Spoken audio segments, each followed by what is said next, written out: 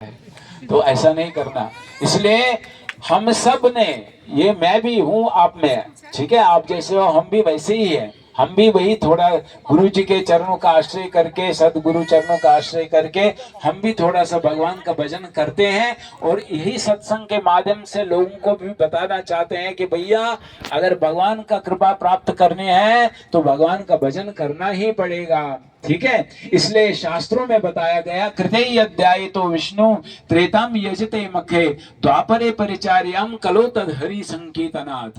कहते कृतयुग यानी सतयुग में, कभी सतयुग में सुना ना, 4 युग होते हैं, सतयुग, त्रेता युग, द्वापर युग और कलयुग होते हैं। अभी हम किस युग में हैं? कलयुग में है। इसलिए ये मानो 3 युगों का मल है। ये 3 युग जो गए ना, सतयुग, त्रेतायुग, द्वापर युग, उसका मल ये है। यानी जितने भी पतित आत्माएं इस कलयुग में है, मगर जितना ये कलयुग पतित है उससे भी भगवान क्या है, पतित पावन है ना। हम भगवान को कहते हैं पतित पावन, कि पतितों को पावन करने वाले है प्रभु आप हो। तो भगवान ने इसमें फैसिलिटी भी बहुत रखी है। जहां कृतयुग यानी हजारों हजारों साल तपस्या करके भी भगवान की कृपा प्राप्त की नहीं जा सकती थी, त्रेता युग में त्रेताम यजते मक्के, बड़े बड़े यज्ञ, अश्वमेध यज्ञ, बड़े बड़े यज्ञों का पालन करते थे, तब भी भगवत कृपा प्राप्त करना बड़ा मुश्किल होता है। और द्वापर युग में जहां अर्चन पद्धति के द्वारा, जिससे तुम अर्चन करते हो ना, धूप दीप करते हो। अभी मैं प्रश्न करूंगा तो आप कोई, मुझे नहीं लगता कि कोई भी आंसर दे सकता है कि भगवान को जो आप धूप दिखाते हो कितनी बार दिखाना चाहिए, कितनी बार दिखाना चाहिए? नहीं, हमें जितने मर्जी आए उतने दिन घुमाते रहे, जब तक हमारा हृदय नहीं, ऐसा नहीं होता है। उसकी एक विधि है, उसकी एक फार्मूला है, ठीक है। और दीप कब जलाना चाहिए और कितनी बार जलाना चाहिए और कहां पर देना चाहिए, बाद में कहां देना चाहिए, बाद में कहां देना चाहिए, कुछ पता है? हाथ खड़ा करो। नहीं पता है, मगर करते हैं सारे कि नहीं करते हैं? करते हैं कि सही? अच्छा, फूल देना चाहे कि फल देना चाहे कि पानी देना चाहे, चमर कब ढुलाना चाहे, किसी को पता है? नहीं पता है। तो ये भी विधि जो है ये द्वापर युग में थी। यानी सतयुग में पहले तपस्या के द्वारा, त्रेता में यज्ञ के द्वारा, द्वापर युग में अर्चन के द्वारा, मगर कलयुग में ये 3 विधि, तीनों साधन नहीं है। कलयुग में क्या है? कले कलो तद हरि संकेतनाथ, कलयुग केवल नाम आधारा, सुमिर सुमिर नर उतरे ही पारा। कलयुग में भगवान का नाम है। क्या नाम है? बोलो हरे कृष्णा कृष्णा कृष्णा हरे हरे। जोर से बोलो, हरे कृष्णा कृष्णा कृष्णा हरे हरे, हरे राम राम राम हरे। बोलो हरे कृष्णा कृष्णा कृष्णा हरे हरे, हरे राम राम राम। बोलो हरे कृष्णा कृष्णा कृष्णा हरे हरे, हरे राम राम राम हरे हरे। इसलिए जो कलयुग में है, कलयुग में कोई भी साधन, 3 साधन नहीं है। कलयुग में क्या है? भगवान का नाम करो तद। इसलिए श्रीमद् भागवतम में सुखदेव गोस्वामी परीक्षित महाराज को बताते हैं कि कलीर दोषो निधि राजन, हे राजन, हे परीक्षित महाराज, कलीर दोषो, ये कलयुग जो है दोषों का खजाना है। निधि, निधि मतलब खजाना है ना। निधि मतलब खजाना है। किसका खजाना है? कहते दोषों का खजाना है। आप कुछ भी करो, आपको दोष निकाल दिया जाएगा।